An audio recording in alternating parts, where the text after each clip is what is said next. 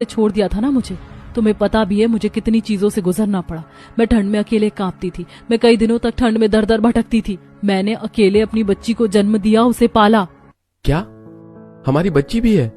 हाँ, लेकिन अब इन सब बातों का कोई फायदा नहीं है। जिस वक्त मैं तड़प रही थी उस वक्त मेरे पास कोई नहीं था। मैंने बड़ी मुश्किल से खुद को और अपनी बच्ची को समझाया है। तुम्हें तो हमसे कोई फर्क नहीं पड़ता। ऐसा नहीं है पायल, मैं मानता हूँ मैंने तुम पर विश्वास नहीं किया, जो कि मेरी सबसे बड़ी गलती थी। मेरा रितु के साथ कोई अफेयर नहीं था, तुमसे झूठ कहा गया था। मैं जब अपनी ट्रिप से वापस आया तो मुझे कहा गया कि तुम मुझसे तलाक लेना चाहती हो, इसलिए तुम मुझे छोड़कर चली गई हो।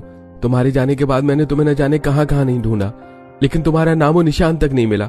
बाद में मुझे सारी असलियत का पता चला कि किस तरह तुम पर अत्याचार किया गया था।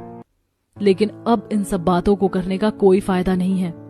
मैं जानता हूँ पायल, बस मैं तुमसे माफी मांगना चाहता हूँ।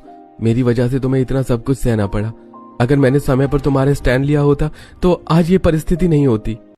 तभी पायल के पास उसकी बेटी दौड़ते हुए आती है। मम्मी! अपनी बेटी को देखकर रोहन की आंखों से आंसू बहने लगते हैं। तभी वहां शांति आती है। बेटा, मुझे माफ कर दे, मेरी वजह से तुम दोनों की जिंदगी खराब हुई है। मैं रोहन के लिए अच्छा करना चाहती थी, लेकिन उल्टा मैंने उसकी जिंदगी खराब कर दी। तेरे जाने के बाद ये एक दिन भी ठीक से नहीं जी सका। हर रोज बहुत रोता और तड़पता था। मैंने बहुत कोशिश की, लेकिन इसकी हालत में कोई सुधार नहीं हुआ। तब एक दिन हिम्मत करके मैंने इसे सारी सच्चाई बता दी। तब से ये तुझे पागलों की तरह ढूंढ रहा था। बेटा, हो सके तो हमें माफ कर दे। मैंने आप सबको माफ कर दिया है।